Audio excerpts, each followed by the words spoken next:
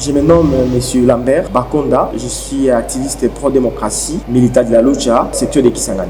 La lucha, c'est un mouvement citoyen non partisan qui tient à militer pour les changements. Alors, les causes de notre lutte, c'est d'abord le social, la sécurité et le développement de notre communauté, de notre pays, la RDC. La lucha à soi, car elle organise des activités, par exemple des manifestations, elle commence par la planification. Donc, à chaque fois, nous organisons des réunions hebdomadaires les dimanches et c'est là où nous partons pour planifier, n'est-ce pas, nos activités. Et lorsque nous planifions nos activités, nous connaissons déjà la cible, nous connaissons les moyens que nous allons utiliser pour réaliser telle ou telle autre activité. Déjà en interne, nous avons un système contributif parce que vous savez qu'on ne peut pas fonctionner sans argent. On se contribue, chacun donne ce qu'il a. Alors quand déjà nous mobilisons les moyens, nous savons que notre activité est basée sur, par exemple, le social ou sur l'insécurité qui est le responsable de cette situation.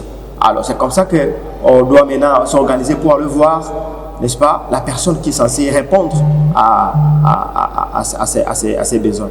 Et il y a aussi des questions que nous utilisons, par exemple la mobilisation. Nous passons des messages de bouche à l'oreille et des fois nous faisons aussi des messages, n'est-ce pas, écrits avec des papiers.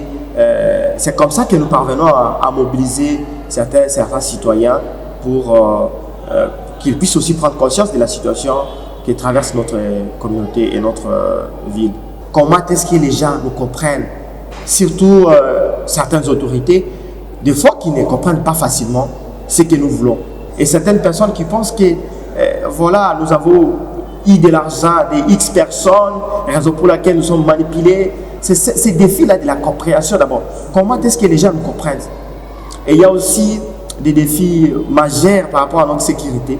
Parce que lorsque vous parvenez à dénoncer quelque chose que beaucoup de gens le disent à la voix basse et vous parvenez à dire ça à haute voix, ça pose déjà problème par rapport à votre sécurité.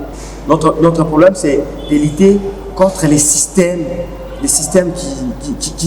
qui ne permettent pas, n'est-ce pas, l'épanouissement de la démocratie, l'épanouissement du développement de notre pays.